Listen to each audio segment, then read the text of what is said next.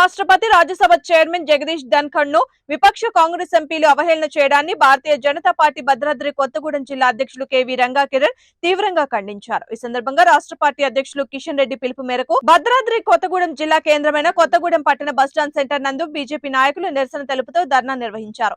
ఈ సందర్భంగా రంగా కిరణ్ మాట్లాడుతూ పార్లమెంట్ ఆవరణలో విపక్ష కాంగ్రెస్ ఎంపీలు రాజ్యసభ చైర్మన్ ని అనుకరిస్తూ వారి హావభావాలను చూపెడుతూ ఎగతాళి చేయడాన్ని ఆయన తీవ్రంగా తప్పుబట్టారు. ఇది చాలా దురదృష్టకరమని అన్నారు.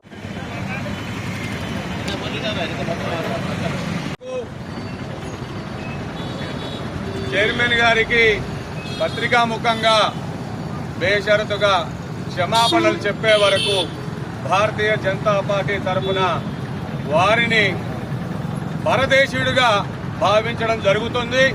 మన భారతదేశంలో పుట్టి పెరిగిన వ్యక్తి మన ఉపరాష్ట్రపతి గారిని అవమానకరంగా మారటం అనేది ప్రతి ఒక్కరికి కూడా అవమానం.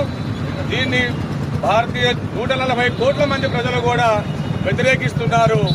ఈ విషయాన్ని రాహుల్ గాంధీ గారు ఆత్మావలోకన చేసుకొని వారి క్షమాపణ చెప్పి వారి విజ్ఞతను ప్రదర్శించాలని ఈ రకంగా కోరుకుంటున్నాం.